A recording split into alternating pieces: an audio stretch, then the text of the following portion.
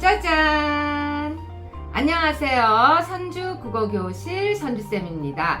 오늘은 저와 함께 소학 언어를 공부하게 될 건데요. 오늘 공부하실 부분은 교과서에 가장 많이 실려있는 부분에 해당되는데요. 그만큼 15세기 국어에서 16세기 국어로 변화하는 모습을 잘 보여주는 부분이다. 이렇게 볼 수 있겠죠. 자, 준비 되셨나요? 출발! 소학은요, 중국 송나라 때 지어진 초학자들의 수양서예요. 예절과 충효의 내용을 주로 다루고 있는데요. 이 중국의 소학이라는 책을 언해한 것이 소학 언해예요. 언해라고 하면요, 언문으로 풀이를 했다는 의미인데, 이때 언문은 우리 한글을 가리키는 표현이 되겠죠. 그러니까 소학 언해는 소학이라는 중국의 책을 한글로 우리말로 풀이를 해놓은 책 이름이 되겠죠. 소학 언해를 보시면요, 여기 이렇게 동그라미가 쳐진 부분 있죠. 여기서부터 여기까지 이 부분은 다른 부분들 보다가 한 글자 위로 올라와 있죠. 이렇게 한 글자 위로 올라와 있는 부분은 한문 원전이에요. 소학의 원전이 되겠죠. 그 부분을 보시면요, 한자 아래에 이렇게 도금을 달아 두었어요. 그리고 중간중간에 이렇게 구결을 달아 두었는데요. 우리가 한문 원전을 읽을 때 독송을 편하게 하기 위해서 각 구절 아래 달아 쓰는 문법적 요소를 통칭해서 구결이라고 하는데, 이런 애들은 구결이 되겠죠.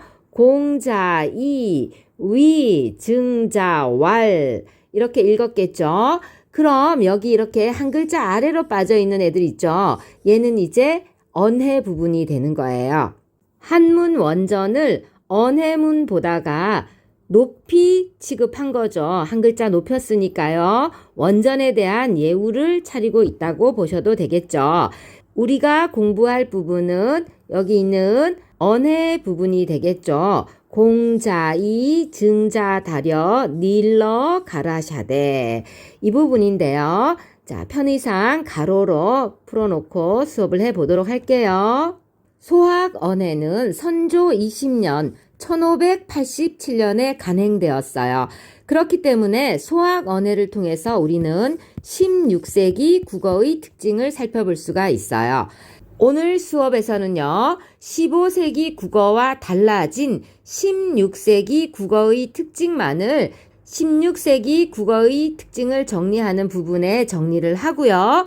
15세기와 달라지지 않은 부분은 그냥 여기서 설명만 하고 지나가도록 할게요. 그리고 그 중에서도 15세기 국어의 특징으로 조금 예문을 추가해야 될 부분이 있다. 그럴 때는 15세기 국어의 특징에 가서 또 예문을 추가하고 하는 식으로 수업을 진행할게요. 공자, 이, 증자, 다려, 닐러, 가라샤데 여기까지를 먼저 보면요. 공자, 이는 공자께서 혹은 공자가 이렇게 해석할 수 있는데요. 공자 이 부분을 형태소 분석을 해보면요. 공자 플러스 이 이렇게 분석이 되죠. 공자와 공자는 대응이 되고요. 자, 이때 밑에 있는 이응은 뭐예요? 응 소리가 나는 꼭지 이응입니다. 자, 이에 대응되는 부분은요. 여기 있는 주격조사하고 대응이 되죠. 주격조사로 영이 없는 이를 사용했는데요. 왜 영이 없는 이를 사용했을까요? 앞말인 공자가 어떤 모음을 사용했어요? 아래아라는 모음을 사용했죠. 앞말이 모음으로 끝나는데 그 모음이 반모음이나 이모음이 아니야. 이럴 때는 영이 없는 주격조사 이가 결합된다 했었죠. 그 다음 증자 다려는 증자 덜어 혹은 증자에게 이렇게 해석을 해볼 수 있습니다. 여기서 다려는요, 여기 있는 덜어 에게에 대응이 되죠. 부사격 조사가 됩니다. 현대 한국어에서도요, 부사격 조사로 덜어는 아직 사용되고 있습니다. 여기서 이제 15세기와 다른 16세기 표기의 특징이 드러나는데요. 여기 지금 보면 공자라는 한자음을 어떻게 달았어요? 공자 이렇게 했죠. 증자도 마찬가지로 증자 이렇게 했죠.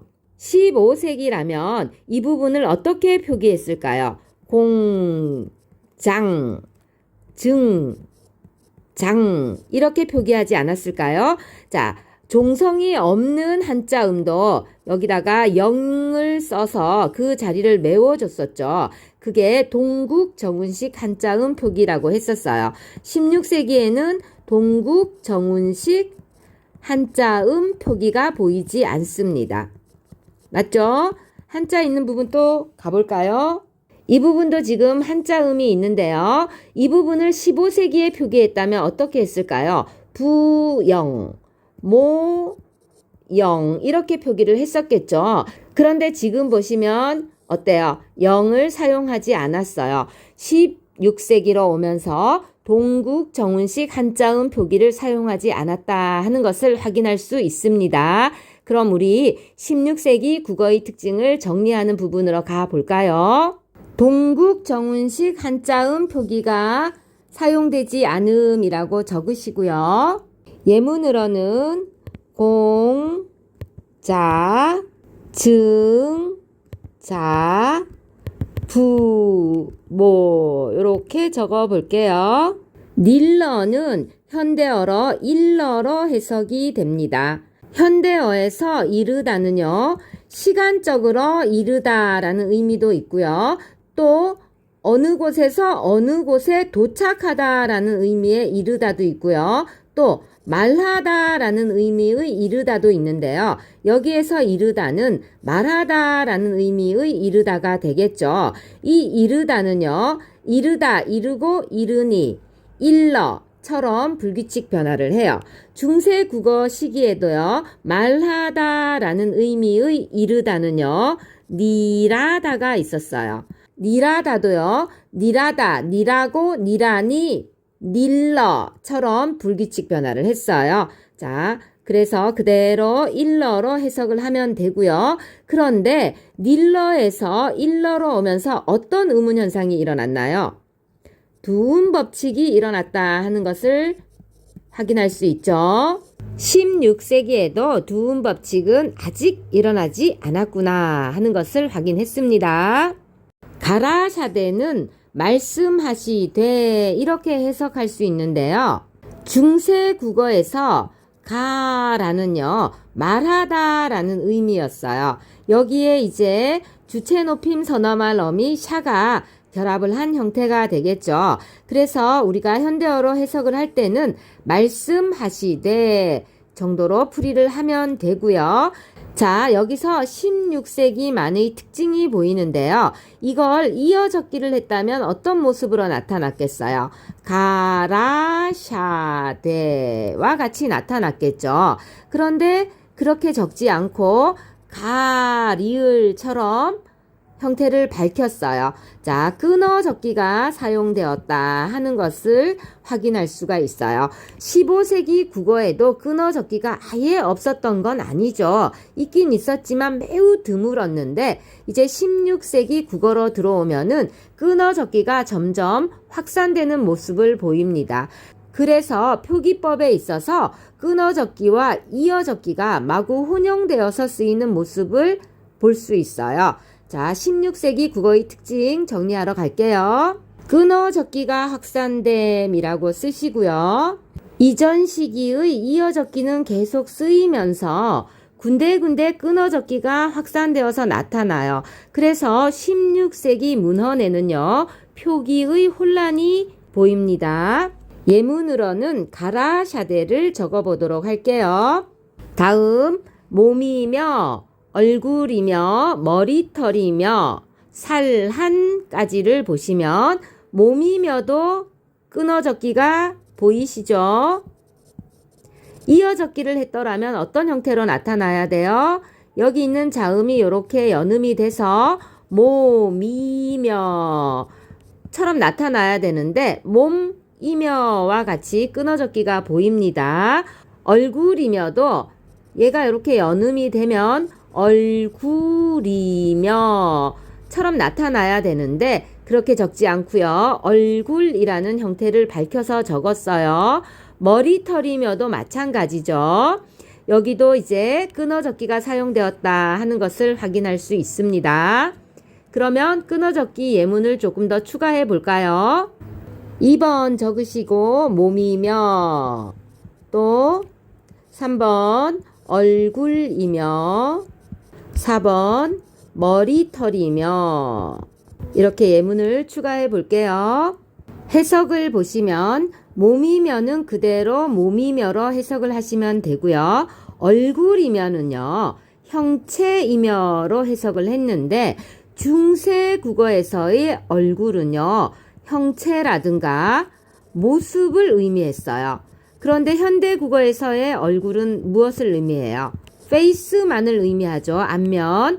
자, 그래서 중세 국어에서의 얼굴이 현대 국어로 오면서는 무엇을 겪게 되나요? 의미 변화를 겪었다 하는 것을 확인할 수 있죠. 의미 변화의 방향은요, 축소가 되겠죠. 중세 국어에서 얼굴이라는 단어는 형체나 모습 같은 넓은 의미의 전체적인 모습을 의미했지만 현대 국어로 오면서는 페이스만을 말하기 때문에 의미가 축소됐다고 볼 수 있어요. 자, 이 경우는요, 16세기만의 특징이 아니기 때문에 우리 15세기 국어의 특징에서 의미 변화를 메모했던 부분요, 그 부분에다가 예문을 추가해 보도록 할게요. 15세기 국어의 특징 10번에 의미 변화를 겪은 어휘들이 있는데요. 의미 축소 부분에다가 예문을 추가해 볼게요. 3번 쓰시고 얼굴 쓰시고요. 중세 국어에서 얼굴은 형체, 모습을 의미했는데요. 자, 현대 국어로 오면서 얼굴은 안면을 말해요. 여러분은 한자어 표현 보다가 영어 표현이 익숙하니까 가로 열고 페이스 하고 써주세요. 다음 살하는요, 현대어로 살은이라고 풀이를 했는데요. 그럼 여기서 여러분 형태소를 분석할 수 있겠죠. 어디까지가 어근일까요? 살, 히읗까지가 어근이라는 게 보일 텐데요. 자, 살, 히읗 플러스 안, 요렇게 형태소 분석을 할 수 있어요. 얘가 요렇게 연음이 되어서 살한처럼 소리가 났고요. 그 소리가 그대로 표기에 반영된 거예요. 여기는 그러니까 이어적기가 사용된 거죠. 살, 히읗처럼 히읗으로 끝나는 체언을 뭐라고 한다 했어요? 히읗 종성 체언이라고 한다는 거 기억나시죠? 히읗 종성 체언도 예문 추가하러 가볼까요? 15세기 국어의 특징 25번에 히읗 종성 체언이 정리되어 있는데요. 5번 적으시고 살한 하고 적으시고요. 밑줄 치고 형태소 분석해 볼게요. 살, 히읗 플러스 안, 요렇게. 그리고 살, 히읗에다가 동그라미 해 둘게요. 다음 부모 끄이는요, 부모께로 해석을 해 볼 수 있고요. 높임의 부사격 조사께에 대응되는 부분이 여기 있는 끄이가 되죠. 끄이에 여러분 아시는 거 보이죠? 두에 이렇게 둘 이상의 자음이 쓰이는 거 뭐라고 했어요? 두 자음군이라고 했죠. 자, 여기서도 어두 자음군이 보입니다, 지금. 다음 받자오는요, 현대 국어로 받은으로 해석을 할 수 있는데요. 이 부분의 형태소를 한번 분석해 볼게요. 받다의 어간 뒤에 객체 높임 선어말 어미 잡이 왔어요. 그리고 관형사형 전성어미로 안이 왔어요. 모음으로 시작하는 형식 형태소 앞에서 객체 높임 선어말 어미 잡은 어떤 형태로 교체가 된다고 했어요? 이렇게 순경음 비읍이 있는 형태로 교체가 된다 했죠. 그런 다음에 얘가 이 형식 형태소의 첫 소리로 연음이 되면요, 밭, 자, 문처럼 나타나야 돼요. 그런데 지금 어떻게 나타났어요? 밭자, 온처럼 나타났죠. 순경음 비읍이 소실되었다 하는 것을 확인할 수가 있습니다. 이제 16세기 국어의 중요한 특징 하나가 또 발견되었죠. 16세기 국어의 특징에 순경음 비읍이 소실됨이라고 쓰시고요. 예문으로 받자온을 적을게요. 15세기라면 받자분처럼 나타났겠죠. 그런데 16세기 국어에 오니까 받자온처럼 나타났어요. 그래서 여기 순경음 비읍에다가 이렇게 동그라미를 해서 소실되었다고 표시를 해 볼게요. 받자온 것이라. 것이라는 현대어로도 것이라로 풀이가 되고요. 여기 있는 어근 보이시죠? 이어 적기가 사용됐다 하는 걸 확인할 수 있습니다. 그리고 여기서의 라가요. 종결어미가 아니라 연결어미예요. 것이라서, 것이므로 이런 의미예요. 감히, 헐워. 감히도 그대로 감히로 해석을 하면 되고요. 헐워는요. 현대어로 헐게하여라고 사동 표현으로 해석을 할 수 있는데요. 헐워의 형태소를 분석을 해 보면요. 헐다라는 말의 어간에 우어가 결합되었다 하는 것을 확인할 수 있습니다. 헐다라는 동사는요. 현대 국어에서 아주 사라진 표현은 아니에요. 그렇지만 잘 쓰이지는 않죠. 몸에 부스럼이나 상처 따위가 나서 짓무를 때도 헐다라는 표현을 쓰고요. 물건이 오래되거나 많이 써서 낡아질 때도 헐다라는 표현을 쓰고요. 또 집 따위의 축조물이나 어떤 쌓아놓은 물건을 무너뜨릴 때도 헐다라는 표현을 써요. 그리고 저장해둔 물건을 꺼내서 쓰기 시작할 때도 헐다라는 표현을 써요. 여기서도 그런 의미로 쓰였는데요. 이때 우는요. 사동전미사예요. 주어가 무언가를 헐게하다라는 의미가 되죠. 사동전미사 우가 쓰이고요. 연결어미 어가 결합을 했어요. 그래서 헐워처럼 나타나고요. 여기도 끊어적기가 보이죠. 이어적기를 했더라면 헐워처럼 나타났을 텐데 이렇게 안 나타나고 헐다의 어간을 밝혀서 적었어요. 끊어적기가 사용되었습니다. 그리고 사동 표현이 사용되었습니다. 상해도요. 상하게 하여로 해석할 수 있는데요. 상하다라는 말의 어간에 해당되는 샹하에다가 사동전미사 이가 결합한 형태다. 이렇게 분석을 할 수 있어요.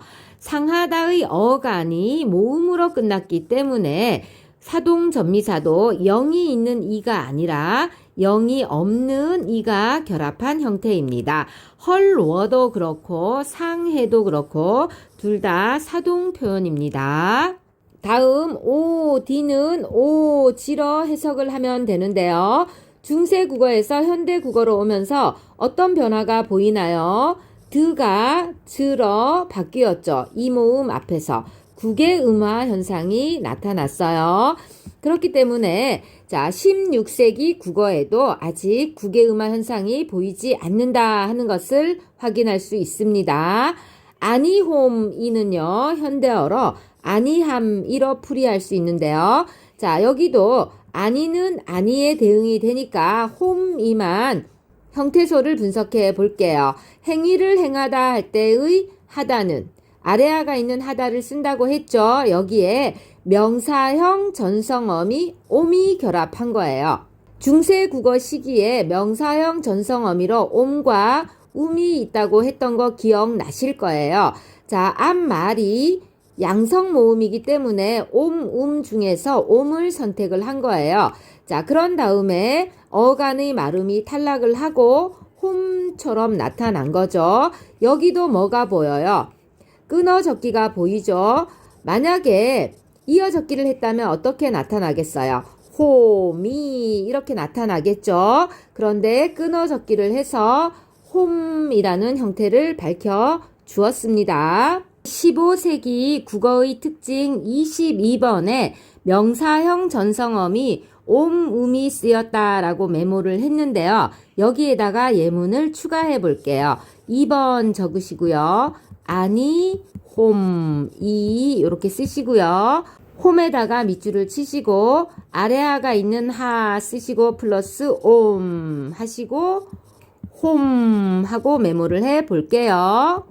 다음 효도의 비르소미오. 효도에는요. 효도의로 해석이 되는데요. 여기 있는 관형격 조사 의에 대응되는 부분이 어디예요? 이가 되죠. 왜 관형격 조사로 아래아가 있는 아이를 썼을까요? 그렇죠. 앞에 있는 효도의 모음이 양성 모음이기 때문에 모음 조화를 지키기 위해서 효도 아이 이렇게 썼다는 것을 알 수가 있어요. 16세기 국어에도 대체로 모음 조화를 지키고 있는 모습을 확인할 수 있습니다. 그런데 비르소미오에 오면 좀 다른 현상을 발견할 수가 있어요. 이 비르소미오의 형태소를 분석해 보면요. 현대 국어에서 비롯하다라는 의미를 갖는 중세 국어가 비르다가 있었어요. 이 비르다의 어간에 명사형 전성어미 오미 결합을 하고요. 연결어미 이오가 결합을 한 형태가 비르소미오예요. 요 시옷이 이렇게 연음이 돼서 비르소미오처럼 나타난 거예요. 이어 적기가 사용된 거죠. 이때 보시면 비르다 할 때의 어간 비릇은 음성 모음이 사용됐나요? 양성 모음이 사용됐나요? 그렇죠. 음성 모음이 사용되었어요. 그렇다면 명사형 전성 어미도 옴과 중에 음을 선택해야 되는 거잖아요. 비릇, 이오처럼 돼서 소리대로 적으면 비르수미오처럼 나타나야 돼요. 그런데 그렇게 안 나타나고 비르소미오처럼 나타났어요. 이 말은 여기에 양성 모음에 사용되는 옴을 선택했다는 말이 되겠죠. 이 부분에서는요, 모음 조화가 깨졌다 하는 것을, 모음 조화를 지키지 않았다 하는 것을 확인할 수가 있게 됩니다. 그럼 우리 16세기 국어의 특징 네 번째에다가 모음 조화를 지키지 않은 표현이 나타남이라고 쓰시고요. 예문으로 비르소미오를 적어보도록 할게요. 그리고 가로를 열고 형태소를 분석해 놓을게요. 비릇, 이오 이렇게 형태소를 분석하시고요. 비릇에다가 밑줄을 치고 음성 모음이라고 쓰시고요. 옴에다가 동그라미를 하시고 양성 모음이라고 써볼게요. 이렇게 해서 모음 조화를 지키지 않은 표현이 나타났다는 것을 메모해 보시고요. 비르소미오는 비롯된다는 말이니까 현대어로는 시작이고 정도로 풀이를 하면 되겠죠. 이때 오가 종결어미 아니고 연결어미입니다. 몸을 세워는 글자 그대로 입신하여, 입신이라는 말은 아실까요? 출세하여 정도로 해석을 하면 돼요. 그 다음 도를 행하여, 이때 도는요, 도를 아십니까? 할 때의 그 도가 아니에요. 사대부들이, 선비들이 행하는 그 도예요. 도를 행하여, 그대로 도를 행하여 라고 풀이를 하면 되고요. 그 다음 일홈을, 일홈은요, 이름에 대응이 되는데요. 15세기 문헌에는 일홈이라고 안 나타나고 일훔이라고 나타나요.